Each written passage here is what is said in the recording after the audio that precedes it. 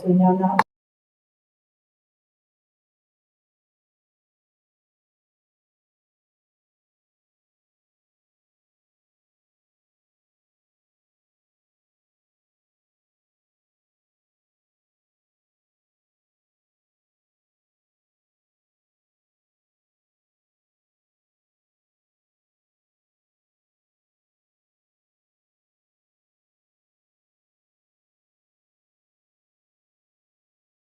The Army Corps of Engineers, Virginia DEQ, and other permitting agencies that we need to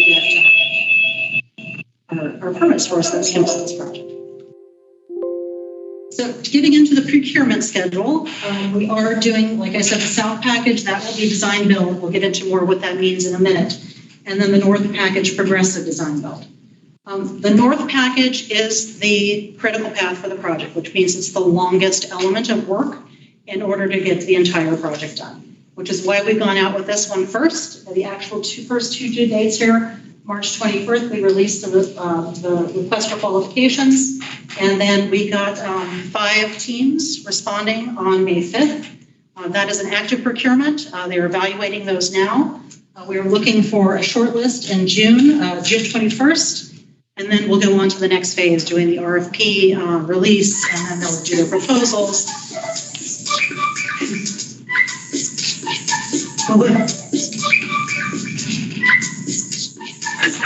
Jason.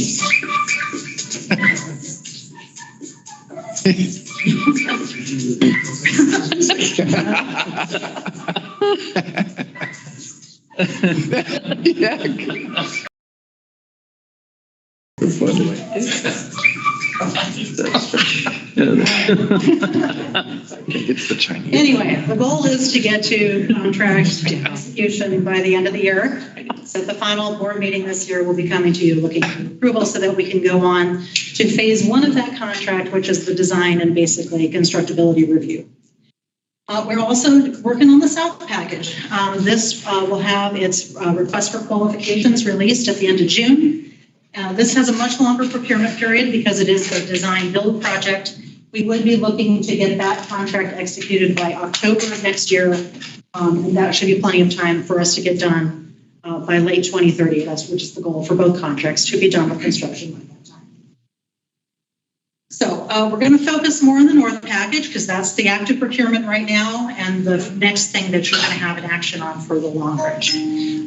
As we look at this slide, this visualization that we have. It's back. What is that? Now, driving up here this morning, Chinese hackers and focusing on infrastructure. I don't know.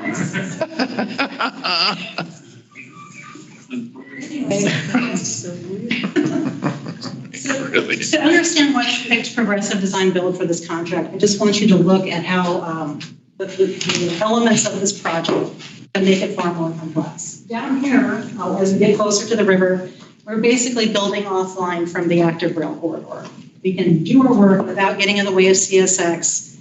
There are utilities here, but it's much more straightforward. The contractor is going to have much more control over his work.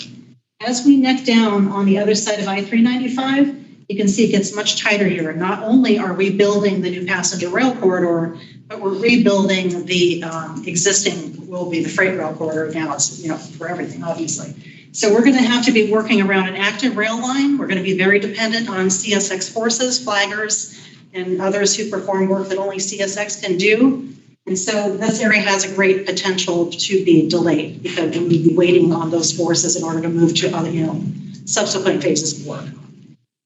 So let's talk about different contract structures. These are the 4 basic types that are used for projects of this sort, unless you're getting into maintenance or operations or private money like a P3.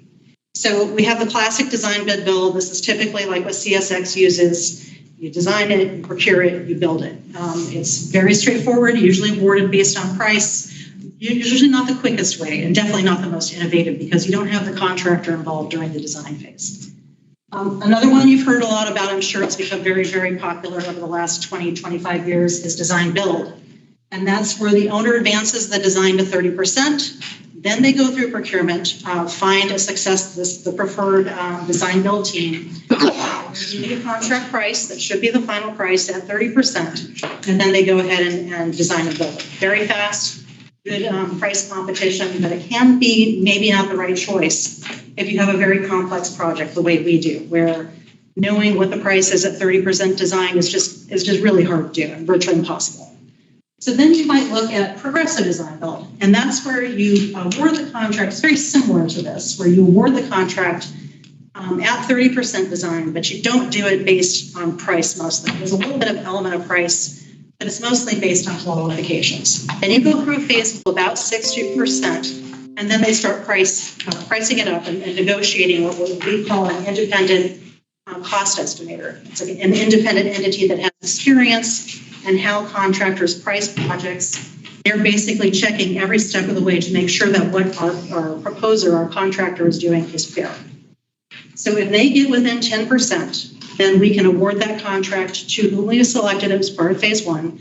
They go and build the contract. If they don't get within 10%, then we would have to say goodbye to that contractor. The designer would stay on and complete the design, and then we would just advertise it as like a design bid build. 10% of what? 10%. So say the contractors up here and our ICE is down here. If that's not 10%, that difference. Of the independent court of assessor? Yes. Okay. Yes. So if the independent assessor is more than 10% less than what where the contractor is, and we can't negotiate away that difference, then we would have to say, sorry, and then just finish the design and advertise it like it's a design build contract. Another type that we're not using on here, but I believe we're using on the Franconia bypass is our construction manager, general contractor, or construction manager at risk. That's similar to both progressive design build and design bid build in that you bring the contractor on at about 30%, but the designer continues to work for the owner. They do progress this design all the way through to 100%, but you have that contractor involvement as they're progressing the design. But the designer works for the owner, the contractor works for the owner. It's not like this contract structure where the designer works for the contractor. When do you get a firm price? For which one? The CM. That is similar to progressive design build where they go through that price development. And so you would get it at about 60%. You would have the same kind of off-ramp where if you couldn't get within that 10%, you would do the off-ramp and just complete the design and do design bid. I did mention you talking about Franconia bypass earlier, and I think that maybe next board would be helpful. Design bid build, very simple design, procure, construct. This shows design build, where you got the preliminary engineering phase. You advertise the project at 30%, procure the design builder based on usually a best value, which is qualifications and price. Then that would be awarded a final price at 30% design. You would then go through the design phase with a feedback from the owner and stakeholders. You could start construction before you officially finish design, because first elements of work could be done prior to putting all the finishing design touches on various design packages, and then you would work through to construction. It's a very fast way to build a project, but like I said, it does have its drawbacks if you have a lot of risk and uncertainty where you can't get to a good price at 30%. So this is what we'll be using for the South package, because like I said, that work is pretty straightforward. We're just repeating some of the things I said. We would shortlist 3 to 4 teams based on a best value assessment. There is also the potential to do it low bid, where you basically do an initial screen of the proposers, and then you let whoever meets that screen bid, and it's basically awarded based on price. You would only do that for very small contracts, not something as complex as Long Ridge. So then the proposers are given 30% plans and performance specifications. They would work to look at what the preliminary engineering designer had come up with and look for more creative ways, more efficient or more cost-effective ways of building the work, and they would come up with alternative technical concepts, or ATCs, that then would be evaluated as part of the selection process. Again, talking about best value or low bid.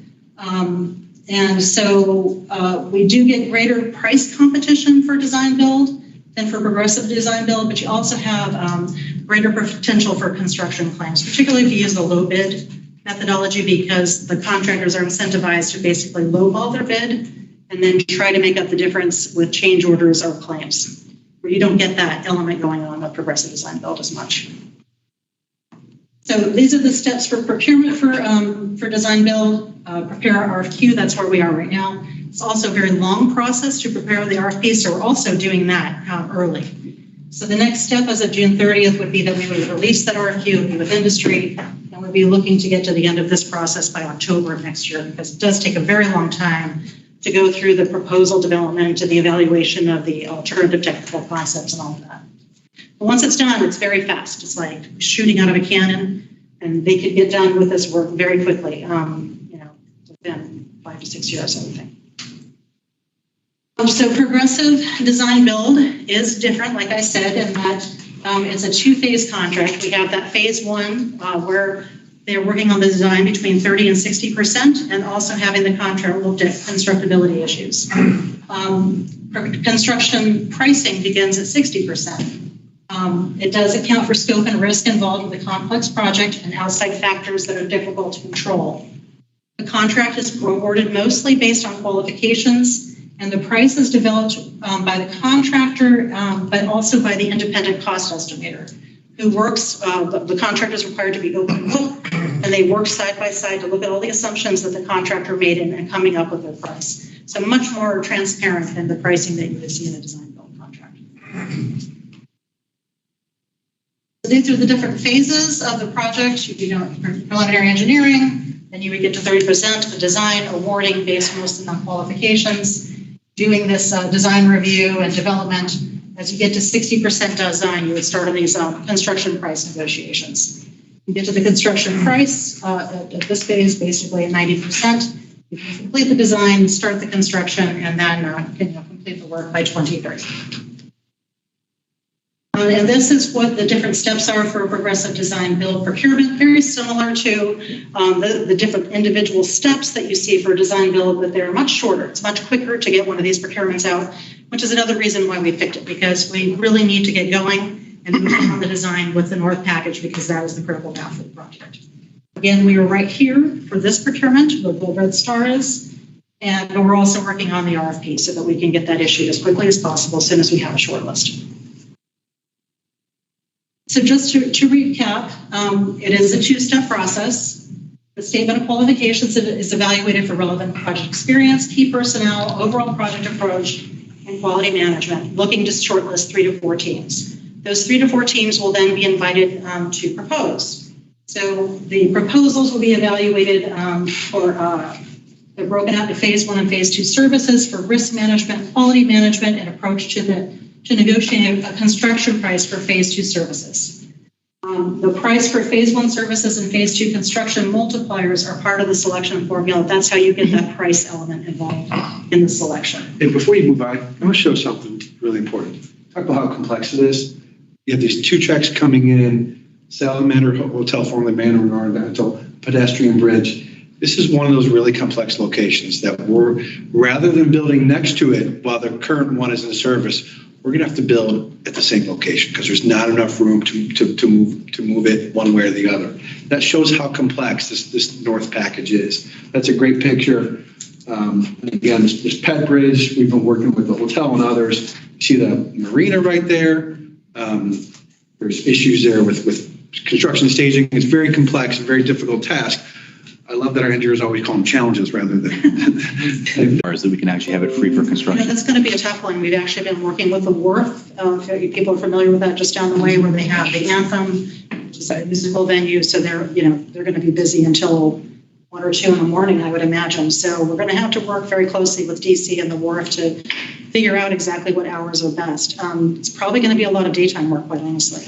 Right? They said it can be just as busy, in the evening and night as it is during the day. And I want to point out, in addition to intercity passenger rail, this is Amtrak's main north-south route on the East Coast. I'm sorry, but Director Moses. Just a question. So will there be, because as we continue this push work from home to the push back to the office, will there be kind of partnerships built and with the federal government, with corporate entities to communicate, how intense this will be. And once again, I mean, I know nobody wants to risk it, but re-encouraging that work from home model, which works so well for traffic, among other things. I think someone else could answer that better than me. So I'll take it. I mean, I don't think we're going to be as aggressive to say, hey, government, hey, companies, this is what you should do. We are going to be aggressive in the community involvement and say, look, a year from now, you are going to see significant closures of this road, and there are other ways to get around it, but it is going to be impactful, and we're going to be out early, we're going to be out often, letting folks in that area, to include the businesses, know that there's going to be disruption. I don't think we're going to prescribe solutions. Well, not prescribe solutions. Certainly that's not the suggestion at all. But sometimes when you talk about, how you communicate with the community, sometimes there's a question about who are the members of that community. And we know it's larger than that DC proper community. We're talking about an entire DMV. So in order to get the word out, it will be agencies, companies getting it out to their employees. Yeah, that's actually a great point, because that if you targeted a 1 mile radius, you'd be missing a whole lot of people that travel there every day. Oh, yeah, who would be ticked off sitting. And, that's a key intersection. I'm looking at that and I'm like, wow, that's going to be great, but gonna be is a long haul in between. VDOT does that all the time, right? Yeah, They have to. They probably got some good ideas about how to. Developing like a database of people who are interested in the project. We've been doing public outreach, including doing sessions at the VPRA L'Enfant station. So that was an excellent opportunity to get the word out for people that are commuting through that corridor, at least on the train. Also working with the wharf to get the word out. And there's certain businesses that are going to be very impacted by this work, because there's not a lot of good ways to get there other than Main Avenue. So we are working with that team to obviously there's going to be an impact, but we are definitely working with them to make it as least onerous as possible. So more to come on that. I'm not trying to make light of it. It's just there's so much more to be done in order to come up with these plans. We'll definitely be reporting that to you as they develop. And I'm sure we'll come up in those comment resolution meetings we are with DCS. I have a Steve question. So if we aren't going to know a real price until even 90%? Because, how is that going to impact your 30% on, I know we're going to do this project, we have to, but is it going to make you just have to hold back on committing to other projects? To me, the 30% number it's not a perfect number, so it's a really good guidepost. And I think stick with that. And then. Okay, even on this one. Yep, because then to me, the independent cost estimate is going to come along and we're going to have more information, because we're going to move from 30 to 60. Both parties, the independent contractor and the independent cost estimate, both of them are going to have more information. So can we expect that it'll be the exact same? Well, no, but I'm just saying you might not want to commit to other projects until you know. And that's my thought, that we don't make it look like, oh, yay, we hit 30 and we're going to get to build this in this time frame, and then this one comes in. This is going to be a huge amount of money. Director Drake, you're getting at what I was saying earlier about when we talk about this reserve, it has to be a holistic view. Okay, so we would, In front of you today, okay, the reserve. projects that are coming up down the road also. Okay, you're right. I'd forgotten about the reserve. Thank you. Okay, and then just this talks about the two phases of the project again. We would start the project with the progressive design builder at 30%. They develop the plans up to 60% and get a feel for the various elements and risks associated with the project. Then they would start doing their cost estimate in line with the independent cost estimator and work so that they hopefully get within that 10% difference. And again, if we don't, then we say goodbye to that contractor, finish the design, and then just bid it out, classic design bid build, which is an ideal, but better obviously than being forced into a price higher than we're comfortable committing to. And then hopefully we get to phase 2 with this contractor where they would complete the design and then do the construction for the price that was negotiated as part of phase 1. Excuse me, if you get to design phase 2 and they come in within 10%, but you're not really crazy about them the way it's worked out. Do you have to take them or by the contract? I think our attorney should answer that question. Can you say that again? In other words, you engage them for phase 1. They come in with phase 2, they're within the 10%, but you've made for other reasons decisions that you really would prefer not to work with them. Are you required, do they have an automatic move into phase 2 if they're within 10%? So I would say we haven't completely developed those provisions in the progressive design build agreement yet. Yeah. I mean, as we're envisioning it, it's an exit ramp that can be taken for price reasons or other reasons. The details aren't on the page just yet. Maybe an unusual scenario, but Back to the want to liability. give yourselves this much. You'd get, the contractor would probably sue you, wouldn't he?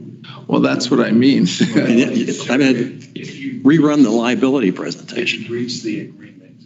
Right. But the agreement needs to be crafted. All depends on the provisions in the agreement, Yep. what options you retain. I guess what I'm saying is, as Shirlene showed those arrows of where we are in the procurement phase, right now we're developing the RFP and we're developing those coordination with the executive leadership team, all those commercial principles that will appear in the progressive design build agreement. So under development, it's a great point that there is an exit ramp and perhaps it needs to be taken for more than one reason. A reason could be something other than price. Good point. Okay, so this is a question that comes up a lot for progressive design build. And how do we control for costs? Since we don't have that rigorous price competition like you have for design build, what can we do to build into this contract so that we do get more means of controlling price? So for phase 1, we have the teams not to exceed fee, which limits what they can be charged for phase 1 services. That's part of the proposal. For phase 2, we have the construction multiplier, which is the profit margin and home office overhead, which is capped. That's also part of the proposal and part of what they're selected upon. We have talked about the ICE, who rigorously evaluates the design builder's price to make sure that it's fair. The contractor's estimates are required to be open book so that all of their assumptions are shared with that independent cost estimator. And then we talked about how the ICE may not be more than 10% less than the contractor's price, or we take that offering. And finally, one of the more important things and means of controlling price is that self-performance by that contractor is limited to 50%. The remaining elements of work, the remaining 50%, is to be bid out to subcontractors. So they are actually actively competing to win that work. So the 50% really is only done by that contractor based on that, mostly qualifications based, and the rest of the work is completely bid by these subs. So, next steps is obviously for the evaluation team to finish their evaluation of the SOQs. We'll come up with that short list by June 21st. For the Longbridge team, that's to release the RFP by July 7th. For the shortlisted PDB teams, would be to submit proposals by September 15th. And then for the board is to approve an award at the December 6, 2023 board. Is there any questions? Any more questions? Any further questions? All right. Thank you so much. Thank you, Shirley. Very complex and very All right, that brings us to item 11, and we're almost there. Mr. Latimer. Tell us all about Amtrak service. And varied. So quick, just a reminder, we are always looking at this segment here, the segment where we contractually are working with our stakeholders to get this data. So we're going to take a look at VRE quickly.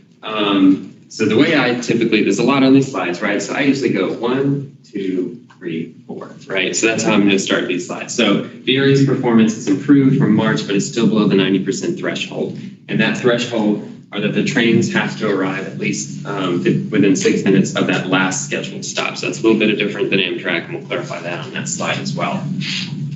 And so you can see we do these year-over-year comparisons now. So the blue highlighted box, so comparing April 2022 to April 2023, there was a dip in on-time performance year-over-year, so a dip of 7%. The change in the number of trains you see there on the right, -5%, is because there was one less weekday in that month in April 23 versus 22. So it's really just a matter of running trains. But because of the number of trains and the decrease in on-time performance, that is a 12% increase overall in delays to VRE service, with an increase in 18% delay in minutes per train. So a slight decrease in service year over year. Why is this happening? So Amtrak interference is the #1 cause, and that is actually something that has root causes within that. So when we look at Amtrak, we know there's terminal congestion at Washington Union Station, where VRE has to go into Washington. We know Amtrak's overcoming some crew employment levels, and there's also engine swaps that happen there. So there's a lot going on. Amtrak interference is the #1 reason. It is declining. Slow orders. So slow orders, these are not heat orders. These are track conditions because there's work going on out there that requires speeds to be lowered. Sometimes that happens after the work in order for ballast to settle and trains to run over it. And then we also have, when trains are getting out of slot, we have increased CSX interference and VRE tripping up over itself as well. So those are the top reasons for VRE's performance dipping. Before you move on to Amtrak, I want to say I rode VRE last week. I had a lovely experience. I was going to ride VRE anyway, but there was a wreck on northbound 95 and all lanes were closed south of Fredericksburg. Oh. And so I was able to divert over, get on VRE and make it to Potomac Yard on time on Friday. And other than getting kicked out of the quiet car for being a little too loud, it was should come as no surprise. It's my mistake for getting in the wrong car. We had a great experience, and it was actually 5 of us that went up together. Great. Kudos to VRE, and I'm going out with Rich and the team next week to have a little more detailed tour. But great to hear. So moving on to Amtrak. So this slide is new. I haven't used this slide before. Hopefully this is something we're going to have stick around. But again, this is the customer on-time performance. The customer on-time performance is the federal standard. So this was talked about in the beginning of the board meeting. This is the percentage of customers getting to their station on time.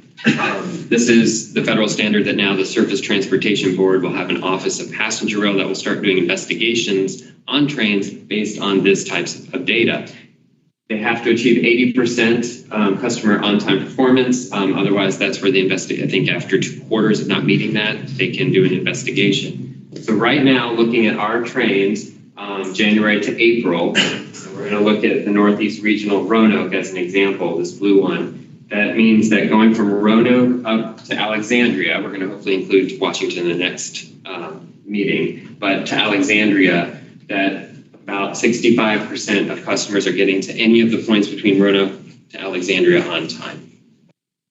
So looking at it across the board, only our Richmond train right now has operated above the 80% mark on the northbound service.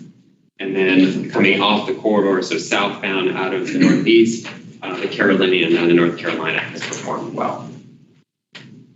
So that I just wanted to say, because I know, especially for some folks, they've asked, why are we looking on all station on-time performance? We also want to show what the federal standard is.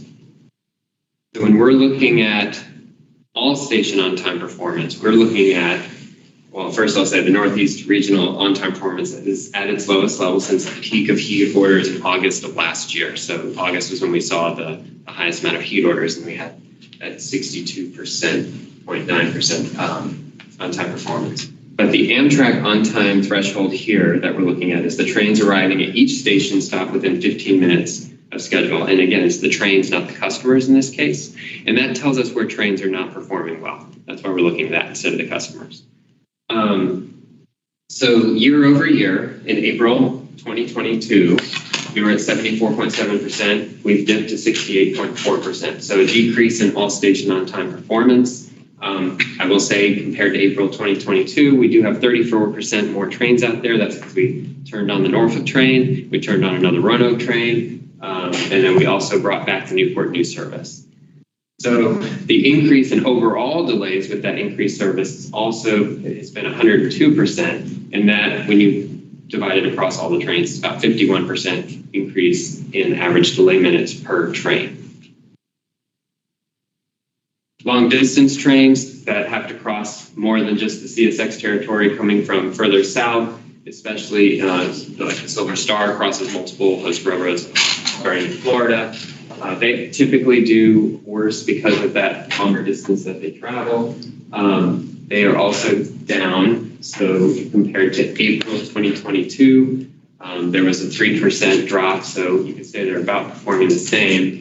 But there was an increase in number of trains there as well because they had combined one of the services. So we actually had the Silver Star and Silver Meteor had combined for quite some time in 2022. Now that that service is again separated, we have more trains out there. There has been an overall increase year over year, 91% in delays, and that's an average of 43% per train for long distance.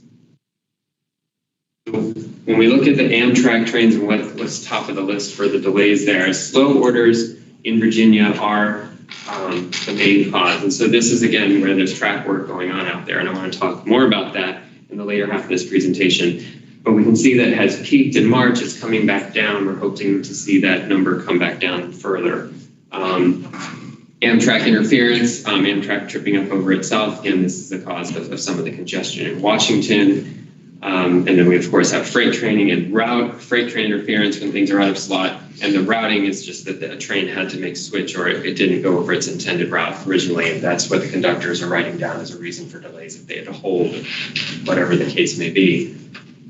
I want to also mention that as we are coming into April, we've now had 8 days of heat-related speed restrictions. So when CSX calls for heat orders out there, it kicks in at 1 p.m. and expires at 7 p.m. every day. And that is a very challenging time to have any on-time performance because everything has to stop. So we had 8 days of that in April. We had heat orders yesterday. We do not have them out there today. So we will see that increase throughout the summer. So that was the general overview. We've shown you slides over the past board meetings about how we're slicing and dicing this data and looking for how to attack some of these issues that we're seeing out there. So Train 99 is a story that we want to tell you a little more about. Train 99 is a southbound train out of Washington to Newport News on Saturdays and Sundays. We watched this all year in 2022. It was a poor performer.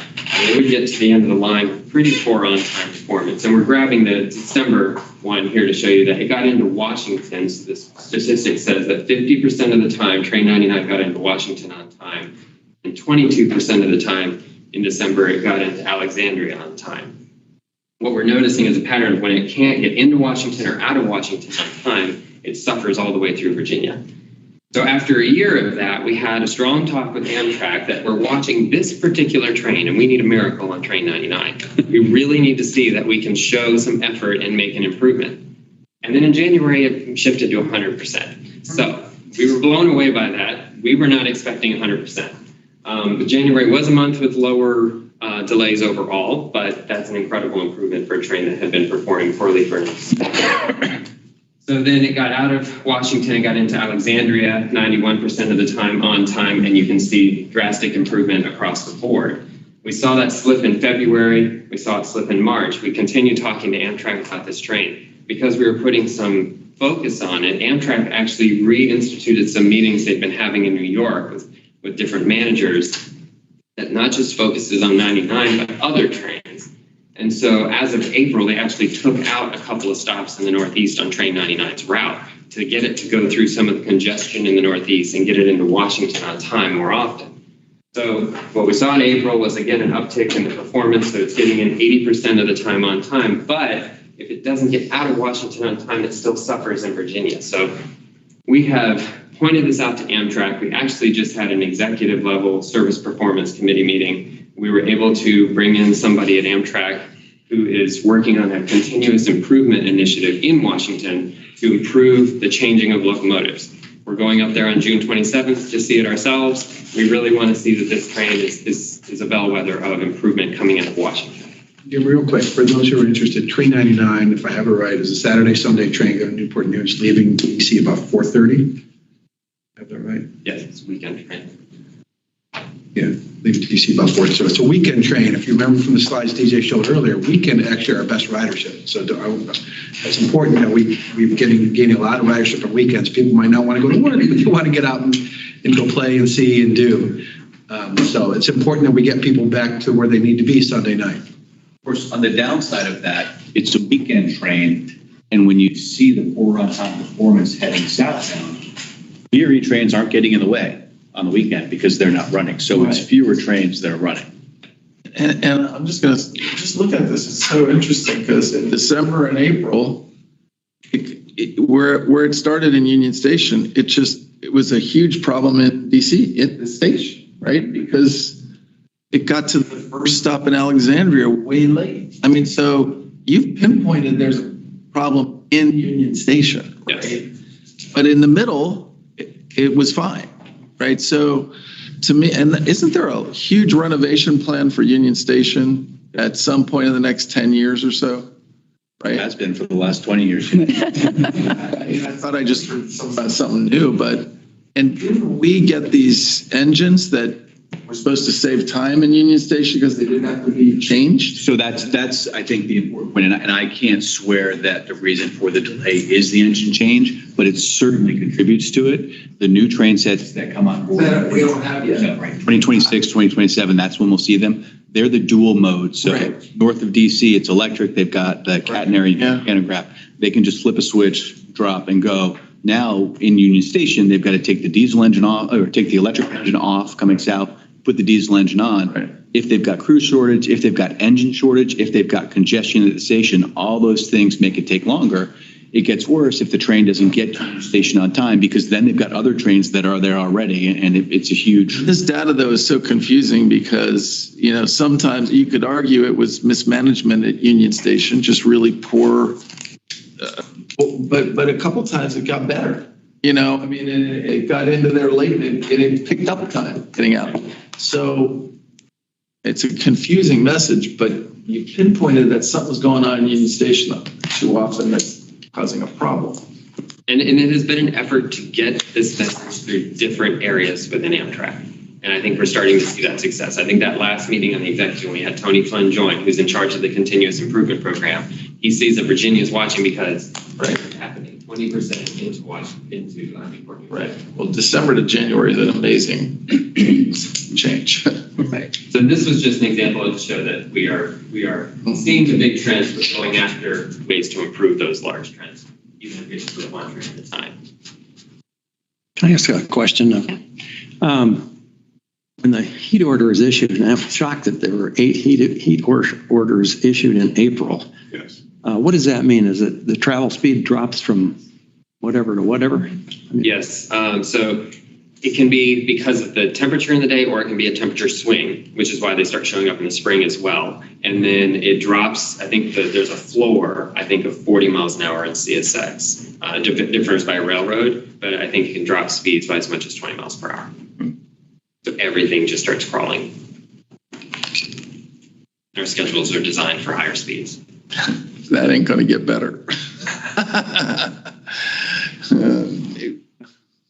So ongoing challenges. So we know the slow orders, not heat orders, slow orders because of construction are out there, crew and engine swap issues, and then heat orders are a growing problem as we get into the summer. But we also know, just as an example, what Charlene was talking about, track and platform closures and speed restrictions that are coming from large-scale construction projects across the board are also going to be a challenge. So we have to be proactive in order to mitigate some of these issues. So I'm going to talk a little bit about that, how we're going to coordinate on construction and maintenance schedules. So this visual here, this is the TRV network. This is the DC down to Richmond track chart. And I know it's a little fuzzy. It's really just designed to be a graphic to show you that our engineering team at VPRA is building a schedule, and all these little red lines are when these projects are going to be in construction. And this is the timeline, and you can cross through and see that multiple projects are going to be under construction at the same time. That's in addition to existing track work that has to be done, And we found out through CSX that there's kind of like 3 levels of looking at that. There's the system plan that they publish every year. We're going to have to go out there. We know this year we're planning to spend money on maintenance. And then there's the we run ferry cars and we do our own inspections, and we're going to have to do things out there last minute. That's always going to happen. We want to run a safe railroad. And then we found out there's also this regional level of planning for certain improvements that we have to get a better handle on. So all those are going to be happening at the same time that these construction projects are happening. So it's going to be in all of our interests to coordinate that work. So as VPRA Engineering is building this, the service team is going to be coordinating with them. And we are also building a spreadsheet and track chart that will be inventorying all of the track work that has to happen in order to maintain the railroad. And then we're going to have to cross-reference that. And the reason we're going to have to do that is because first we need to know how long is that work going to last, the expected impact service, and what other projects are happening, because we really don't want to have to cancel anything. We don't want to get to a point where we're canceling services. We don't want to have to do schedule changes. It's an option, but it's not our first option, obviously, because that takes so much coordination and a lot of lead time to get it in place and notify customers. Rescheduling of work activities is going to be challenging because that can have cost impacts to contractors. So we really need to mitigate, do our best to make sure we're not putting ourselves into a situation where we are hurting the customers, hurting our services. We do want to be able to communicate it to passengers. And I'll just tell you, the other areas of the country deal with this every day too, maybe not on this scale. This is something new, especially in Virginia, but we do know like in the Northern New England Passenger Rail Authority, when they have track work going on, they've often done things like 20% off tickets during track work, thanks to patients. There's ways of marketing to customers. This is just an example to say that VRE has the Quantico Station project going on out there, and this was an example of what we want to see more of. So they sent an email out that showed significant advance notice, so it's 60 days. Sorry, don't knock this over. It had a formal notification sent to all the parties that were involved with specific location, dates, times of that work, the estimated impact, proactive mitigation measures, and really this is just a formula. This is a good practice that we're going to try and build more lines of communication to have this happen more often. So this visual, you're not going to have to understand. I know it's late in the day, but what I'm saying, what I want you to take away from here is we're building new lines of communication. And so we have CSX, Amtrak, and VRE, and there's going to be a point person in each one that needs to come to us, the Service Performance Committee, with the information about what work they're going to be doing, whether it's a capital project or a maintenance project. VPRA in the purple box is going to be coordinating in engineering and service planning so that we can do an impact analysis. We have all this work going on, what's going to happen to service, and then we're going to communicate that back so that we can put in mitigation measures. And then there's a feedback loop where this is just kind of a circle. So that was really the main point of the presentation beyond the performance that's going out there today. Right. Any questions for Mr. Latimer? And with graphics like that? And with graphics like that? I mean, It's a lot. thank you, Jeremy. I know as a user of the system, I appreciate the work you're doing to keep things on time. Thanks. All right, so that brings us to the end of our agenda. Do we have any other comments or items to bring to the board today? All right. With that, meeting's adjourned. Yeah, next meeting's August 30th. Have a good summer. Thanks, everybody. Ride the train. Ride the train, yes. I am riding the train.